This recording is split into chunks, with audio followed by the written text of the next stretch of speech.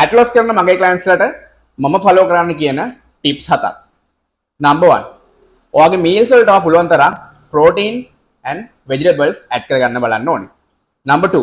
ඔයා කාබෝහයිඩ්‍රේට්ස් ගද්දී පුළුවන් තරම් අඩු ප්‍රමාණයක් ගන්න බලන්න ඕනේ. අපි එක්සැම්පල් එකකට බත් ගද්දී ඔයා බත් වලින්ම බඩ පුරව ගන්න යන්න එපා. නම්බර් 3. ඔයා පුළුවන් තරම් ස්නැක්ස් ගද්දී හෙල්ති ස්නැක් එකක් ගන්න බලන්න ඕනේ. එක්සැම්පල් එකක විදිහට ෆෘට්ස් වගේ දේවල් ඔයාලට ගන්න පුළුවන්. නම්බර් 4. ඔයා ඩේලි 20 to 30 minutes අනිවාර්යයෙන්ම කාඩියෝ කරන්න ඕනේ. එහෙම නැත්නම් ඔයා වෝක් එකක් දාන්න ඕනේ. නම්බර් 5.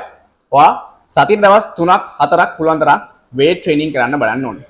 නම්බර් 6. ඔයා junk foods, oily foods පුළුවන් තරම් අයින් කරලම දාන්න ඕනේ. නම්බර් 7. ඔයා පුළුවන් තරම් මතක තියාගන්න ඔයාට මේක එක සැරේ perfect කරන්න බැරි වෙයි. ඒත් ඔයාගේ consistency එක තමයි most important. ඔයාගේ consistency තියාගෙන මේක දිගටම කරන්න යන්න බලන්න. එතකොට ඔයාට මේක කාලයක් යද්දී habit එකක් කරගන්න පුළුවන්. එතකොට ඔයාට පුළුවන් ඔයාගේ fat loss එක perfect විදිහට කරගන්න.